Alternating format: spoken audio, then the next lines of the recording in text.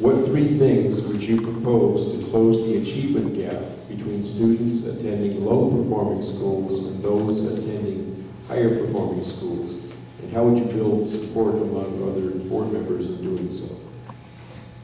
Or I actually think it's Sam's turn because I went first last time. No. On the special ed? Yeah, I answered the first one. Ted went first and special ed? Okay, sorry. I thought it was. Okay, so you said, repeat the question, please. What three things would you propose to close the achievement gap between students attending low-performing schools and those attending higher-performing schools? And how would you build support among other board members in doing so? Well, I think the first thing to do is acknowledge it and talk about it. That was a problem. When I came on, we had the completion counts group that was the first time we actually looked at transcripts and saw that our kids were not doing as well, and we talked about it, and that's the Heritage Plan was born out of that. So I advocate for expanding the Heritage Plan and having that go forward.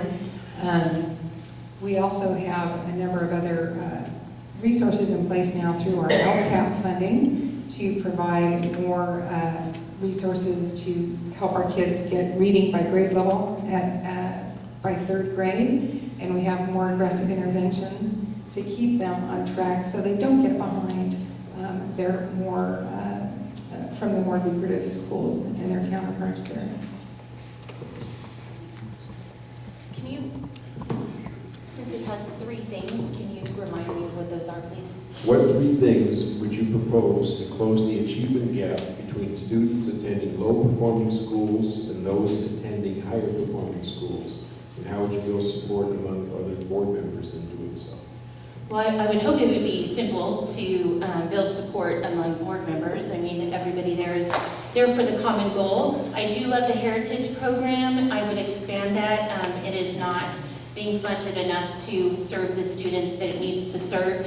And that looks at transcripts, but I also agree that we have to ask ourselves the hard questions, and we as a community need to be a part of it. And mentoring on campuses, asking kids questions about not what comes next, but what are we gonna do to make the next thing happen, are vital to us and vital to our kids on the east side and in other areas of Riverside. Relationship building, nothing takes the place of a strong mentor relationship in a student's life.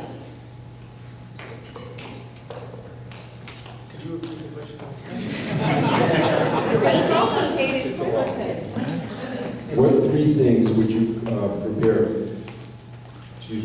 What three things would you propose to close the achievement gap between students attending low-performing schools and those attending higher-performing schools?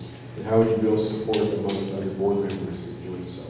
Sure. So I think in terms of getting the support from the other board members, this is a district-wide issue. I mean, over 65% of students district-wide are actually free or reduced qualifying students. So I think that's something that really should transcend the trustee areas just on that basis alone. But in terms of the specific issues, I think making education relevant is really, really important. And so however we can tie it into the real world, and again, mentorship and so that kind of support system with the community really plays a vital role in giving those kids those opportunities. I also think that there's a major opportunity for after-school programs. The time specifically also between in the summer is really where I think the achievement gap really grows, because students that come from low-income families don't have as many programs and opportunities, and that's where the gap starts expanding. So I would really want to focus in on that specific area. Again, I think having that relevancy, and I think, again, coming to the community and neighborhood itself in terms of engaging the families will be helpful. So I get a minute, is that all? Well, three things that I think, well, one of them we're doing right now, we're hiring 22 new social and emotional counselors to go on our campuses, and they will be a vital tool for every campus to help identify the children and their needs and work with their teachers. So again, it's individualized learning, it's individualized children, every child is different. Secondly, we need to look at our most successful program, really, the best return on our investment is Avid. And bringing it, we brought out it to middle school, we need to even bring it down to the elementary level. But that means investment. That means the taxpayers have to be ready to put the money into the classroom. And, you know, in Virginia, which is a high-cost state like California, our lowest class average is 26. Virginia, it's 20, K through 12. So we have to be able to make the right kind of decisions and talk about it. The other one that really is, and just, it's tough, but we've got to talk about having an elementary school on the east side. We're still busing about 1,100 kids every single morning because they're black and brown, and we're still following the 1965 edicts. And what we really need to do is change Lincoln to an elementary school.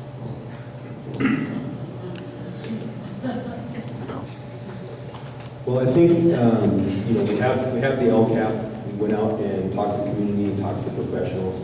So I think the three things that I would probably choose is what actually came from the LCAP conversation, which is the individualized learning, the hiring of more teachers or more staff, and the enrichment activities.